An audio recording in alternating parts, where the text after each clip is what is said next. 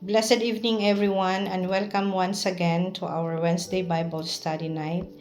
Again, my name is Mary Grace Damo, one of the primary leaders of Pag-asa Center, under the leadership of Pastor Shea Ambat and Bishop Doc Ambat. And first of all, I want to give honor and acknowledge the presence of our Lord Jesus Christ, my Savior and the source of my strength and wisdom. And I want also to acknowledge and welcome our VIPs who are watching right now. I want to give honor to our pastors, Bishop Doc Ambat, Pastor Shirley Ambat, Pastor Gosh Ambat, and Pastor Benfor Nadurata from PC Ireland, and also Pastor Allen Bacani from PC Philippines, my co-primary leaders, cell leaders, and to all my brethren who are listening right now. So good evening and welcome once again. So before we start with our second part of Revelation 16, can we just close our eyes and pray? So let us pray. Our gracious Heavenly Father, truly that you are so good, faithful, and just. We praise you, Father God, worship you in spirit and in truth, Lord. We adore you. We bless your name on high, Father God. We glorify you, magnify you, for you are the King of kings and the Lord of lords. You are the creator of all things and the sustainer of all things, Father. You are the Almighty, the Holy One. Nothing compares to you, Lord. Your name is above all names. You are the great I am, the Alpha and the Omega, the beginning and the end. You are the one who hold our future. You are the one who fight for us and defend us from our enemies, O God. You are the one who deliver us from all evil. As we come before you this evening, Lord, with humility, brokenness, and contrite heart, Father, asking for your mercy and grace. Forgive us, Lord, for the time that we allowed fear, doubt, and sin to open our doors that gives the enemy a foothold, Lord. Cleanse us, Father God, from all our unrighteousness and create in us a pure and holy heart, Lord. We thank you, Father, for your great love for us, that you sent your only Son, Jesus Christ, for the forgiveness of our sins. Believing, Lord, that without the shedding of his blood on the cross, no remission of our sins. We thank you, Lord God, for your grace that is sufficient for all of us, Father God. Thank you for your mercy that new every morning and your unfailing love for us, O God. We ask the Holy Spirit to infill us with your Spirit for us to receive power to speak boldly and receive your message with clarity by faith. Touch every heart of your people, O God, who are tuning and listening this evening, Lord. May your word will be planted in a good soil, Father God, so that it will grow healthy and strong to bear much fruits, fruits that will last forever. Thank you for everything, Father God. Through our Lord Jesus Christ, I give you honor, praises, the highest adoration that you deserve. All glory belongs to you alone, O God. In the mighty name of Jesus, our Lord and Savior. Amen. So tonight we will continue to study the part 2 of Revelation 16 from verses 8 to 21. So as we remember, last week we studied the first 3 bowls of the wrath of God on the earth. So just a recap. The first bowl is the loathsome sore. So those who had the mark of the beast and worship his image will be affected of this wrath of God. The second bowl is the sea turning into blood. It's like a blood of a dead man that affects all the living creature in the sea that died. And then the third bowl is the spring and fresh waters turned into blood. Because of the wicked people shed the blood of the innocent people and the prophets, God gave them the blood to drink. And the angels of the waters declares that the Lord is righteous, for his judgment is true and just. Amen. So tonight, let us continue to study the last 4 bowls of God's wrath on the earth. The 4th bowl is men are scorched. No? In verse 8 to 9, it says, Then the 4th angel poured out his bowl on the sun, and power was given to him to scorch men with fire. Verse 9, And men were scorched with great heat, and they blasphemed the name of God, who has power over these plagues, and they did not repent and give him glory. So the 4th angel, he pours his bowl unto the sun, with the result that the sun's temperature becomes so high that the sun's rays scorch people. So it is uncommon for sunlit rocks and paved surfaces around the world to become hot enough to cause serious burns. But when the 4th angel delivers his bowl of judgment, striking the sun, temperatures everywhere on earth may far exceed. So in this judgment, life-threatening sunburn and perhaps skin cancer may become common. So the wrath of the shining sun as blessing is now a curse to mankind. But despite of becoming so intense that the people are being scorched by heat of the sun, the blazing heat does not soften the hard heart of the wicked. Instead of turning to God in repentance, they insulted God. They recognize He has the power to send plagues, but they cursed Him for sending the judgment. They refused to humble themselves. Persistently, they refused to repent and give Him honor and glory to God. The failure of men to respond with repentance show that knowledge and experience of judgment will not change man's sinful condition. So those who are not won by grace will never be won. So in 5th bowl is darkness and pain. So in verse 10 to 11, it reads, Then the 5th angel poured out his bowl on the throne of the beast, and his kingdom became full of darkness, and they gnawed their tongues because of the pain.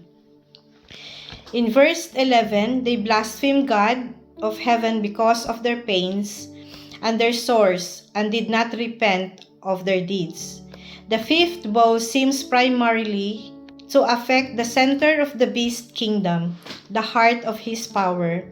This judgment covered the beast kingdom is darkness. The beast and his followers love moral and spiritual darkness. Now they experience a more solid form of darkness. In Exodus 10 verse 22 to 23, God struck the ancient Egyptians with darkness. People could not see one another, and no one dared to move about. In Joel 2 verse 2, the prophet Joel predicted that the tribulation could be a day of thick darkness. This darkness will show in advance the horrible outer darkness in which the wicked will spend eternity. In verse 11 shows that people who experience pain curse the God of heaven. Knowing that God exists, dwells in heaven, they rejected the light that shows them who God is. The fact that they curse God shows how hard and wicked their hearts are. Their hearts are what Jeremiah 17:9 described, that the heart is deceitful above all things and desperately sick. So these people decline from a severe physical condition, the painful sores, but their spiritual condition is far worse. Instead of turning to God and repenting of their evil ways, they turn against God rebelliously and refuse to repent. They are forever set in their opposition to God, and they will suffer eternally in the lake of fire. Jesus predicted this condemnation by telling the people in Luke 13 verse 3, it says, Unless you repent, you will all likewise perish. In 1 Timothy 1 verse 15, fortunately, God forgives even the greatest sinner who repents and trusts in Jesus as Savior. So the sixth bowl is Euphrates dried up. So in verse 12 to 16, the armies are gathered for a great battle. So verse 12, it reads, Then the sixth angel poured out his bowl on the great river Euphrates, and its water was dried up, so that the way of the kings from the east might be prepared. Verse 13, And I saw three unclean spirits like frogs, coming out of the mouth of the dragon, out of the mouth of the beast, and out of the mouth of the false prophet. In verse 14, it says, For they are spirit of demons, performing signs, which go out to the kings of the earth and of the whole world, to gather them to the battle of the great day of God Almighty. So in verse 15, Behold, I am coming as a thief. Blessed is he who watches and keeps his garments, lest he walk naked, and they see his shame. In verse 16, And they gathered them together to the place called in Hebrews Armageddon. So in verse 12, tells us the sixth angel poured out his bowl on the river Euphrates. The contents of the bowl caused the river to dry up. So prior bowl judgment have either corrupted or destroyed most of the water of the earth. But this judgment is not about corrupting or removing the use of this water. Rather, it seems to be about removing a barrier used for defense purposes, preparing the way for invading kings from the east. The Euphrates is called the Great River. And this word, the Great River, in the Bible or in the scriptures mentioned 5 times. So it was the eastern boundary of Israel's inheritance. To some extent, the river provided protection for Israel because it was difficult to cross, and a wilderness to the west separated it from the Canaan, the promised land. It flows almost 2,000 miles towards Palestine before making its way southeast to the Persian Gulf. The Romans considered the Euphrates River to be a secure barrier against invasion from the empires of the east. If the Euphrates were dried up and made a road, massive armies from the east could move westward with ease. In verse 13, the spirits are like frog in form. The ancient Jewish people considered frogs as unclean and disgusting, but in Egyptians admire and worship frog goddess. So in this verse, John saw 3 unclean spirits like frogs coming out of the mouth of the dragon, who is the devil. In Ephesians 2:2, describes the devil as the prince of the power of the air, the spirit that is now at work in the sons of disobedience. Since the dawn of human history, the devil has been exerting his influence over unbelievers. So in 2 Corinthians 4 verse 4, Paul calls him the god of this world. In other words, the devil rules the world, the evil world system. So John compares the unclean spirits that come out of the mouth of the trinity of evil to frogs. Frogs were an appropriate comparison for this era, since they were seen as unclean and slimy. So the second plague that God sent upon Egypt was that of frogs. So in verse 14, signs and wonders are used by demons as tools of deception. The frogs that described in verse 13 are demons, and they perform miraculous signs. So the mission of these 3 spiritual beings is to gather leaders of the world together for this conflict. So the time is set for the great day of God the Almighty. And the winner of this battle is the God Almighty, for it is the great day of God. It's not the great day of man, not the great day of the Antichrist, and not the great day of the dragon, but it is the great day of God the Almighty. So in verse 15, in the midst of the description of the coming battle, there is a warning to be prepared in light of Jesus' assured victory. So God's people are not affected by this judgment, as they are not among those who have received the mark of the beast or worship the beast image. And they are reminded by the Lord Jesus Christ to keep watch and remain in his garments. So to keep watch and remain in his garments emphasizes that the need of spiritual alertness and readiness in anticipation of Christ's unexpected return. So it means believers should be vigilant, not caught off guard, and maintain their spiritual purity. To keep watch refers to staying spiritually awake and alert, like the parable of the 10 virgins in Matthew 25, where preparedness is crucial. It means being aware of the spiritual battle happening around them and not being deceived by the worldly influences. So to remain or keep in his garments, garments during ancient times were a sign of dignity and status. Being properly dressed were essential for honor. In a spiritual sense, garments represent righteousness and the covering of Christ's salvation. Therefore, keeping garments means maintaining one's spiritual integrity and living a life of faithfulness and purity. So we must not be naked. That means without covering or trying to provide our own covering like Adam and Eve in Genesis 3 verse 7. And in Isaiah 64 verse 6, which is like filthy rags in the sight of God. So in verse 16, the great battle happens at a place called Armageddon. This event is commonly referred to as the Battle of Armageddon. It looks to be an extended series of ongoing fights.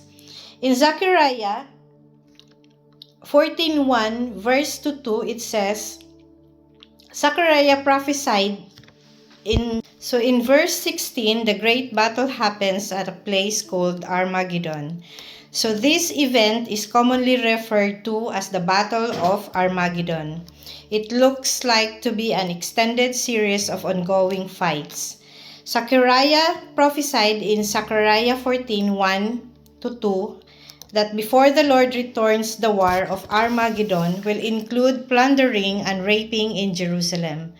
Half of the city will be taken into captivity. Then the Lord will go out and fight against those nations as when he fights on the day of battle. It says in Zechariah 14:3. So this means that there will actually be something of a war of Armageddon, ending in the return of Christ at the second coming. So in the seventh bowl, the earth utterly shaken. So in verse 17-21 is the final judgment, and it says here that then the seventh angel poured out his bowl into the air, and a loud voice came out of the temple of heaven from the throne saying, "It is done." So in verse 18, and there were noises and thunderings and lightnings, and there was a great earthquake, such a mighty and great earthquake as had not occurred since men were on the earth. So in verse 19, now the great city was divided into 3 parts, and the cities of the nations fell, and great Babylon was remembered before God, to give her the cup of the wine of the fierceness of his wrath. So in verse 20, then every island fled away, and the mountains were not found. In verse 21, and great hail from heaven fell upon men, each hailstone about the weight of a talent. Men blasphemed God because of the plague of the hail, since that plague was exceedingly great. So the announcement coming from the throne itself tells us that there will be no more delay, for it is already done. So no more judgments upon the earth after this, because it's already done. So the fact that the bowl is poured out into the air may show judgment against the prince of the power of the air and his allies. So in biblical context, the air is also associated with the spiritual forces of evil, as seen in Ephesians 2:2, where Satan is called the prince of the power of the air. This suggests the judgment has implications for the spiritual world, not just the physical. So the seventh bowl represents the conclusion and ultimate consummation of God's wrath against sin. So in this final judgment, God shakes the earth with a tremendous earthquake. So the same is promised in Hebrews 12:26, signifies a future catastrophic event where all created things are removed because they are temporary and can be shaken, so that the eternal and unshakable kingdom of God will remain. So the last bowl of God's wrath is the final act of God's judgment. This judgment is the end of Satan and his demons. In Revelation 16 verse 18 describes it as the greatest earthquake to strike the earth in human history. So this great earthquake will be a terrifying experience. The earthquake of the previous verse shakes Jerusalem, the great city, so hard that the city divides into three parts, including Babylon, the city that launched the times of the Gentiles. The fall of these cities is the end of the times of the Gentiles. So the earthquake has a worldwide impact. The ground of the world changes dramatically.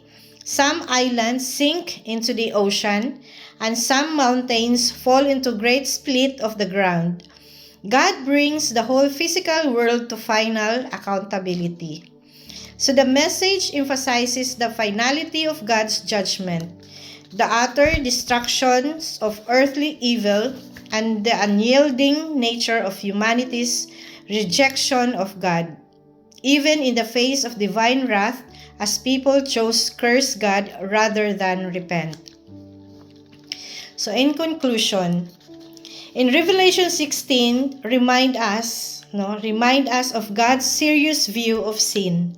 Instead of a casual attitude, be quick to confess your daily sins to God and to those you've wronged. Embrace true repentance. Genuine repentance involves brokenness and humility, accepting responsibility for sins without excuses, and not merely saying sorry when caught. So prepare for Christ's return. Live alert and ready, for Jesus described his return as a thief in the night. Be prepared at any moment by ensuring your spiritual life is in order, like the wise brides with oil in their lamps. And then focus on the eternal. Avoid excessive fascination with end times speculation. Instead, focus on living for what is eternal, stirring your hunger for God's word, and serving Him with all your heart. And then trust God's for justice. When human justice fails, the Lord will execute perfect justice in the end. Leave vengeance in God's hands, and He will repay according to Romans 12:19. So live in faith, seek and put God first in your life, allowing Jesus to enter your day and respond Him daily. So listen what God says and responds in His Spirit. Stir your hunger for His word and allow Him to feed and provide for you. Amen. So that's it, and that's all for tonight. And I hope and I pray that we have learned something that will motivate us to walk with our faith seriously. And I pray that we also understand the sovereignty of God in Revelation 16. So God reminds us of His ultimate control, power, and the authority over the world. So we also learn and understand the consequences of our sins. And because of our sins, we need a Savior. So even we are a sinner, God still show His desires of repentance from us. God's still merciful and loving, that His heart for His people no, is to come back to Him with genuine repentance. So as we face spiritual warfare, God reminded us to put on the full armor of God and stand firm in our faith. We're reminded to stay spiritually alert and prepared for Christ's return.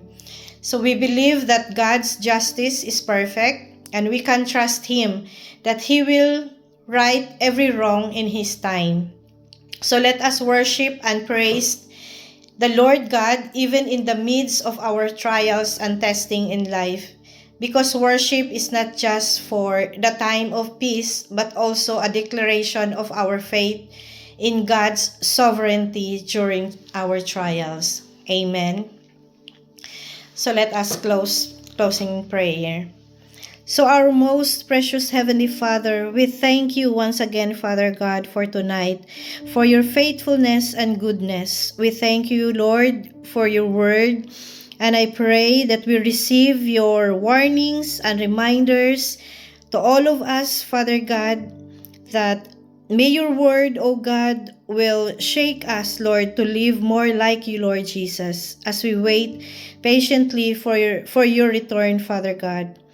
Help us, Lord, to remain in you as you remain in us, O God. Help us, Father God, to be bold and courageous to share the good news for those who are ready to be harvested, O God. Send us, Father God, to your harvest field, Lord, for we are ready to take our possession. Protect us, Father God, from the works of the enemy, O God. Do not allow the enemy, Lord, to take away the people that we are winning, Lord. Protect them, Lord God, especially, Lord, those who are listening right now in the name of Jesus. I pray, Lord, that your word tonight has been planted in a good soil to grow deeper and stronger. Holy Spirit, help us to be brave, for us to be able to fight a good fight of faith, O God, believing that the Lord Jesus Christ is ahead of us, fighting for us, O God. For we are not fighting for victory, but instead we are fighting from victory, Lord. Thank you, Father God, and we love you. In the mighty name of our Lord Jesus Christ, our Savior. Amen and amen and amen. So that's it for tonight, and God bless everyone. Good night.